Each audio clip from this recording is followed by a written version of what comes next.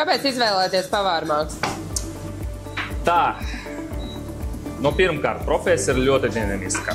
Jā, komandas darbā arī nav slikta naudiņa, un galvenais moments tas ir var paēst un padzert.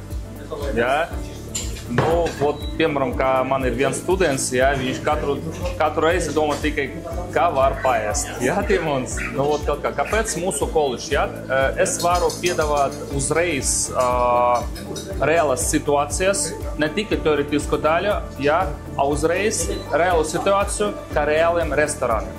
Jā, un pēc tam es varu pamēģināt palīdzēt studentiem iet tālāk. Jā, ne tikai šeit Latvijā, bet arī,